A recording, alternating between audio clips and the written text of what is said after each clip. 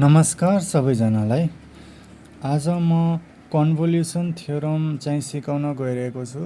ल्याप्लेस ट्रान्सफर्मको कन्भोल्युसन theorem सिकाउन गइरहेको छु। यो bachelor in civil engineering third सेमिस्टरको म्याथमा यो कन्भोल्युसन थ्योरम चाहिँ छ। यो थ्योरम चाहिँ धेरै नै इम्पोर्टेन्ट छ क्वेसनहरू सल्भ गर्नको लागि। त यो थ्योरमले के भनेको छ अब त्यो चाहिँ हेरौँ है त। यो थ्योरमले के भनेको छ भने if Laplace inverse FS equal to FT भयो भने र Laplace inverse GS equal to GT भयो भने त्यो कन्डिसनमा ल्याप्लेस इन्भर्स एफएस र जिएसको जुन प्रडक्ट हुन्छ त्यसको हुन्छ formula 0 to T FU GT minus U into DU हुन्छ। यो त एउटा फर्मुला भयो। अब अर्को फर्मुला पनि हामी यसमा दुईटा फर्मुला छ, जुन यो दुवै फर्मुलाबाट हामी जुनसुकै फर्मुला एप्लाई गर्न सक्छौँ। त फर्स्ट फर्मुला यही भइहाल्यो, Laplace inverse FS into GS is equal to integration of 0 to T FU into GT minus U into DU. यो फर्स्ट फर्मुला भयो। सेकेन्ड फर्मुला हाम्रो के छ भने Laplace inverse FS into GS is equal to 0 to T GU into F T minus U into DU. यो चाहिँ हाम्रो छ। अब अर्को find the inverse Laplace transform of. अब यो फर्मुला मैले एक्सप्लेन गरिसकेको छु। अब हामी क्वेसन चाहिँ गर्छौँ। यो क्वेसन अब हाम्रो यो क्वेसन जुन छ पूर्वाञ्चल युनिभर्सिटीको bachelor in civil engineering third सेमिस्टरको एक्जाममा 2021 मा सोधेको क्वेसन हो यो। सो ध्यान दिनु होला साथीहरू। के भनेछ, find the inverse Laplace transform of Laplace inverse 1/s into s square plus 4 होइन। त यसमा हामीहरूलाई कन्भोल्युसन थ्योरम कसरी युज गर्छ त्यो अब हेर्दै जाउँ। सुरुमा Laplace inverse 1/s into s square plus 4 यो चाहिँ हाम्रो छ। अब यसलाई सेपरेट गरेर लेख्ने होइन, पहिला 1/s गर्ने इन्टु यसलाई प्रडक्ट फर्ममा लेख्ने, 1/s into s square plus 4 लाई प्रडक्ट फर्ममा हामीले लेख्नुपर्छ। त 1/s गर्छौँ इन्टु 1/s स्क्वायर प्लस 4। अब किन प्रडक्ट फर्ममा यसलाई लेख्छौँ त, किनकि यसको ल्याप्लेस इन्भर्स हाम्रो 1/s को ल्याप्लेस इन्भर्स हाम्रो डिफ्रेन्ट भ्यालु दिन्छ र 1/s स्क्वायर प्लस 4 को ल्याप्लेस इन्भर्स हाम्रो डिफ्रेन्ट भ्यालु आउँछ। त हामीहरूलाई दुईवटा फङ्सन चाहिन्छ। हामीहरूलाई कन्भोल्युसन थ्योरम एप्लाई गर्नको लागि दुईवटा हामीहरूलाई फङ्सन चाहिन्छ, एउटा एफटी चाहिन्छ र एउटा जिटी चाहिन्छ। त हामीहरूलाई दुईवटा फङ्सन एफटी र जिटी निकाल्नको लागि हामीहरूले यसलाई प्रडक्ट फर्ममा यसलाई लेख्नु पर्ने हुन्छ। त 1/s into 1/s square plus 4 होइन। त्यसपछि के गर्ने भने यसलाई कम्पेयर गर्छु। Laplace inverse 1/s into 1/s square plus 4 लाई ल्याप्लेस इन्भर्स एफएस इन्टु जिएससँग कम्पेयर गर्छौँ। किन योसँग कम्पेयर गर्छौँ, किनभने हाम्रो कन्भोल्युसन थ्योरममा के छ, ल्याप्लेस इन्भर्स एफएस इन्टु जिएस छ होइन। त योसँग कम्पेयर गर्छौँ अनि हाम्रो एफएस र जिएस आउँछ। अनि यो आइसकेपछि हामीहरूले यो फर्मुला एप्लाई गर्न सक्छौँ। त्यसैले हामीहरूले ल्याप्लेस इन्भर्स एफएस अब कम्पेयर गर्यो भने के हुन्छ,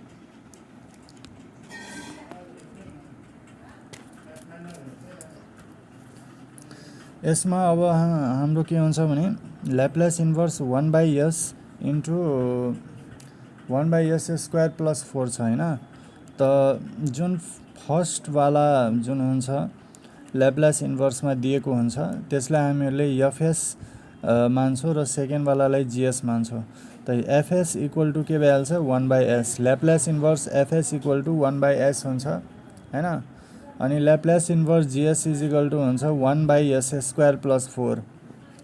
त ल्याप्लेस इन्भर्स 1/s यो फर्मुला मैले इन्भर्स ल्याप्लेस ट्रान्सफर्मको भिडियोमा यो फर्मुला लेखाएको थिएँ। ल्याप्लेस इन्भर्स 1/s को फर्मुला कति हुन्छ अरे 1 हुन्छ। यो फर्मुलाबाटै आयो।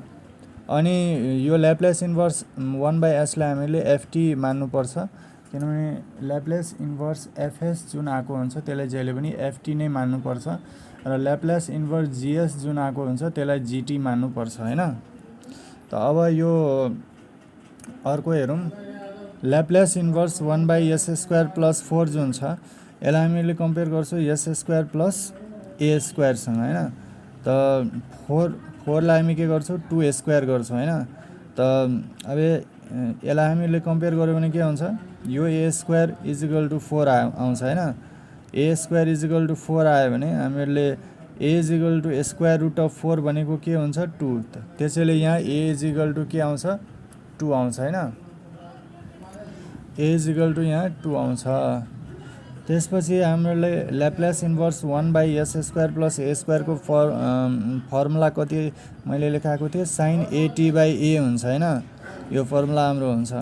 त अब ल्याप्लेस इन्भर्स 1/s² + 4, अब यही फर्मुलामा भ्यालु पुट गर्ने sin at/a हैन।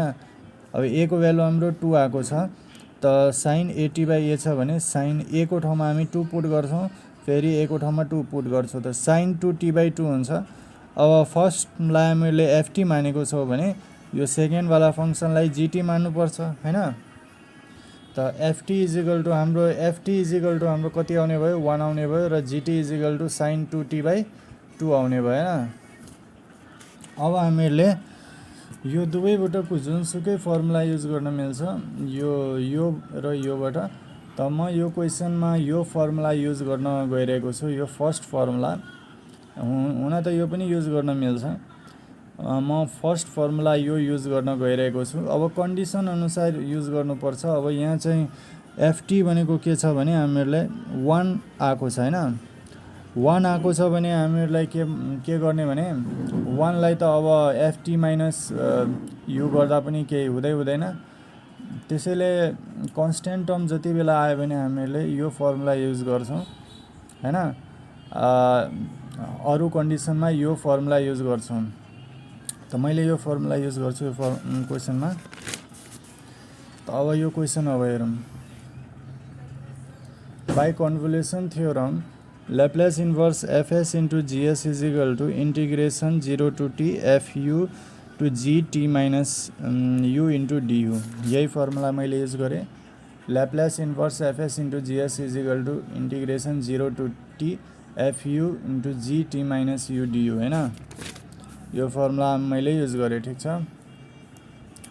त अब जहाँ जहाँ t छ ft = 1 आएको छ, त t को ठाउँमा हामीले u पुट गर्नुपर्ने हुन्छ, किनभने हामीलाई fu र gt माइनस u र fu को भ्यालु चाहियो। त्यसैले t को ठाउँमा ft = 1 आएको छ भने t को ठाउँमा u पुट गर्छौँ हैन। त fu = 1 आउने भयो। त gt = हाम्रो sin 2t/2 हाम्रो छ हैन। त अब यो t को ठाउँमा t जता जता छ त्यहाँ t माइनस u पुट गर्छौँ। त t माइनस u पुट गर्नुपर्छ = sin, यहाँ पनि t छ त यहाँ पनि t को ठाउँमा t माइनस u पुट गर्नुपर्छ हैन। अब हामीले gt माइनस u को भ्यालु जे आएको छ sin 2 × t माइनस u/2 र fu को भ्यालु जुन 1 आएको छ त्यो भ्यालु यहाँ चाहिँ पुट गर्छौँ हैन, यो फर्मुलामा। त अब हाम्रो fu को ठाउँमा 1 आएको छ, त fu को ठाउँमा 1 आयो हैन। gt माइनस u को ठाउँमा हाम्रो यो भ्यालु पुट गर्छु sin 2 × t माइनस u/2 हैन। यो भ्यालु यहाँ पुट गर्यो, यो भ्यालु जुन छ sin g × t minus u, g × t minus u को ठाउँमा मैले sin 2 × t minus u/t put गरेँ। त 1 × sin t minus u/2 × du। त यो 1 ले मल्टिप्लाई गरेर यति नै हुने भयो हैन। अब 0 to 2, अब यो 1/2 लाई मैले बाहिर निकालेँ हैन। त्यसपछि के गरेँ भने sin को इन्टिग्रेसन के हुन्छ हाम्रो, sin को इन्टिग्रेसन के हुन्छ माइनस cos हैन, माइनस cos x हुन्छ। त अब यो टोटललाई हामीले x मान्नुपर्छ। यता त x मात्रै थियो भने x आयो। अब 2t - 2u हैन। त sin 2t - 2u × du। अब यसमा हामीले साइनको इन्टिग्रेसन कति हुन्छ माइनस कसमा चेन्ज हुन्छ। तर यसमा हामीले मेन ध्यान दिनुपर्ने कुरा के हो भने अब डियुको रेस्पेक्टमा हामीहरूले इन्टिग्रेसन गर्दैछौँ त युको कोफिसिएन्ट इन्टिग्रेसन गर्दा रुल के हो भने हामीले युको जुन जे कोफिसिएन्ट हुन्छ त्यो कोफिसिएन्टले हामीले डिभाइड पनि गर्नुपर्छ हैन। यहाँ त कोफिसिएन्ट केही थिएन त्यसैले केही आएन। साइन जस्तै साइन 2x को इन्टिग्रेसन गर्छौँ भने माइनस कस 2x/2 हुन्छ नि हैन, किनभने यहाँ x को कोफिसिएन्ट 2 थियो त 2 ले डिभाइड गर्यो। मिन्स इन्टिग्रेसनको रुल के हो भने हामीहरूले कोफिसिएन्टले डिभाइड गर्नुपर्छ, डेरिभेटिभमा कोफिसिएन्टले मल्टिप्लाई गर्नुपर्छ। त यहाँ u को कोफिसिएन्ट -2 छ त्यसैले के गर्नुपर्छ यो -2 कोफिसिएन्टले हामीले के गर्नुपर्छ डिभाइड गर्नुपर्छ -2। अब साइन t 2u भनेको त माइनस कस 2t - 2u हुन्छ हैन, किनभने यो टोटललाई हामीले x मान्नुपर्छ। यो टोटललाई 2t - 2u लाई नै हामीले x मानेको छौँ। यहाँ x मात्रै थियो भने यहाँ x मात्रै आयो, तर यहाँ साइनको जे कोफिसिएन्ट छ साइनको कोफिसिएन्ट 2t - 2u छ त यो होल हामीले लेख्नुपर्छ इन्टिग्रेसन गरेपछि।